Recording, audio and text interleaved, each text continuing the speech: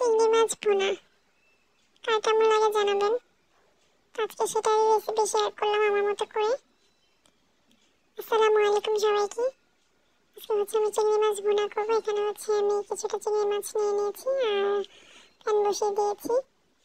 এখানে তেল আর পেঁয়াজ আমি দিয়ে নিয়েছি অল্প পরিমাণে। এটাকে আমি এখন ভেজে নিচ্ছি।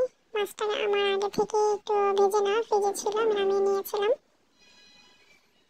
তো এখন আমি মশলাগুলো অ্যাড করবো। এখানে বাটা মশলা দিয়ে নিলাম, আদা রসুন জিরা বাটা দিয়ে নিয়েছি অল্প করে।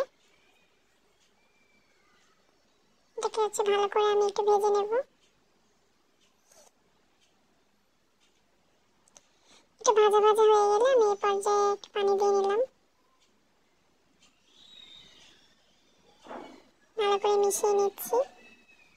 তারপর আমি এতে গুঁড়া মশলাগুলো অ্যাড করবো। হলুদ, লবণ, ধনিয়া গুঁড়া দিয়ে নিলাম। আমি মাঝে লবণ অ্যাড করেছিলাম, সেটা স্কিপ হয়ে গেছে, বলে দিচ্ছি। তারপর আমি মাছগুলো দিয়ে মশলার সাথে ভালো করে মিশিয়ে নিচ্ছি। একটু ভাজা ভাজা হয়ে গেলে আমি তারপর এতে পানি অ্যাড করবো, যেহেতু আমি একটু ঝোল রাখবো।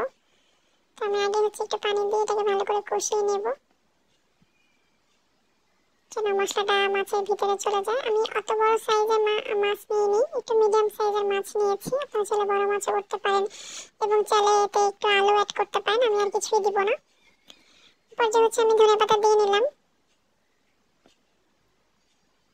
আজকে আমি আরেকটু পানি দিয়ে নিয়েছিলাম ঝোলের জন্য।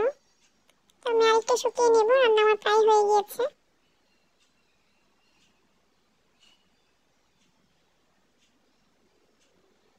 এই তো আমার হয়ে গিয়েছে রান্না। পর্যায়ে আমি চুলাটা বন্ধ করে দেব। একদম সহজ একটি রেসিপি শেয়ার করলাম। কার কেমন লাগলো জানাবেন।